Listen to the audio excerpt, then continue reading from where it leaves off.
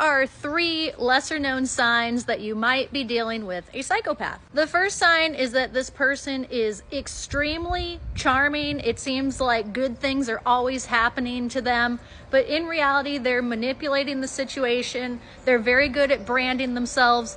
And when it comes down to it, you actually don't know a lot about them. Part of a psychopath's charm is that they are constantly complimenting you, flattering you, love bombing you, but when it's all said and done, you don't know stuff about their childhood, their past. You don't particularly get in-depth knowledge about who they are. They will very skillfully deflect those questions. Like if you ask them, oh, tell me about your dad growing up. They might be like, oh, we played a lot of baseball together, but kind of like your dad used to play baseball, right?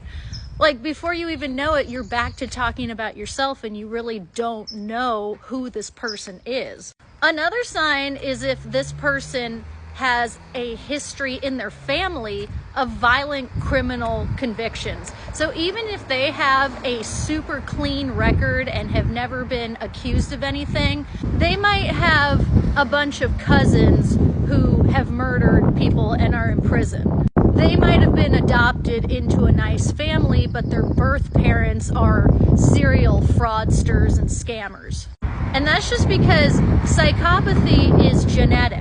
The person is born that way, and it tends to run in families.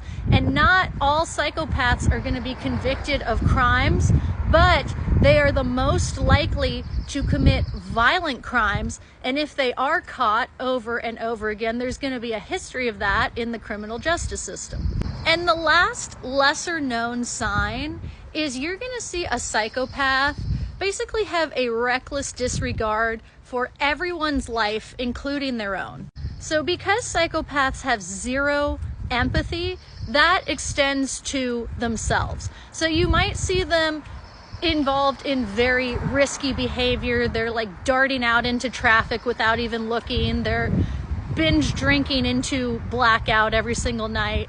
You might hear them joke about unaliving themselves or joke about death, destruction, torture, chaos. And it's a very dark humor that makes you say, whoa, that's a bit sadistic actually. And I'm not saying that any one of these traits means that the person's a psychopath. It's a pattern of behavior.